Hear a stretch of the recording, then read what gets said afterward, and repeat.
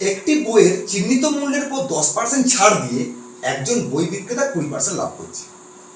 যদি ডিসকাউন্ট 12.5% বৃদ্ধি করা হয় তাহলে বই বিক্রেতা কত শতাংশ লাভ করে?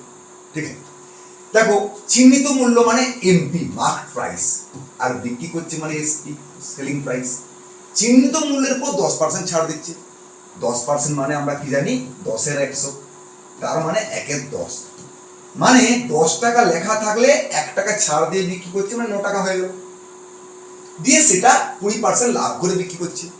আর 20% মানে আমরা কি জানি, 20 এর 100, তার মানে আমরা বলবো কি 1 এর 5, তার মানে 5 টাকায় যদি সে কিনতো তাহলে 1 টাকা লাভ করছে, 6 টাকাতে বিক্রি করছে। তাহলে আমাদের সেম কেস, এসপিটাকে সেম করে নিতে হবে। তার মানে দেখো এখানে যদি আমি 2 গুণ করি, এখানে যদি 3 গুণ করি, তাহলে সেম হয়ে যাচ্ছে। তাহলে আলটিমেট কি দাঁড়াচ্ছে, আমার সিপি হয়ে গেল 15 আর এমপি হয়ে গেল 20 আর সেলিং প্রাইস হয়ে গেল 18। অর্থাৎ 15 টাকার জিনিসটা কিনে 20 টাকায় দাম লিখে 18 টাকায় বিক্রি করছে। এরপরে কি বলছে, 12.5% ডিসকাউন্ট বাড়িয়ে দিচ্ছে। ডিসকাউন্ট কার উপর দেয়? নিশ্চয়ই মার্ক প্রাইস চিহ্নিত উপর দেয়।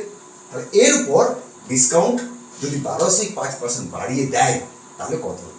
তাহলে এর ডিসকাউন্ট 12.5। এখন দেখো 12.5 মানে আমি কি জানি, 12.5% মানে 12.5 বাই 100, আর একটা যদি দশমিক তুলে দিই তাহলে একটা শূন্য বেড়ে যাবে।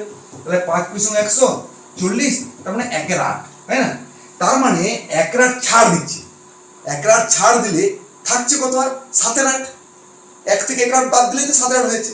তার মানে 20 এর 7 এর 8 ছাড় দিয়ে সে বিক্রি করছে। তার মানে 4 দুগুণে 8, 4 5 20, তার মানে 35 এর 2 টাকাতে বিক্রি করছে। অর্থাৎ ছিল 15, 35 এর 2। এটাকে আমরা একটু অনুপাত করে নিই না, আরো সুবিধা হয়ে যাবে। 5 7 এ 35, 5 3 এ 15, তাহলে 3:7 এর 2, তাই না? তার মানে 6 আর 7, তার মানে 6 টাকায় কিনে, এই যে 2টা নিচ্ছিল না, 2 দিয়ে গুণ করে দিলাম, 6 আর 7, তাহলে 6 টাকায় কিনে 7 টাকায় বিক্রি করছে। লাভ কত হচ্ছে? 1 টাকা। কার উপর? 6 এর উপরে, পার্সেন্টেজ 100, তাই না?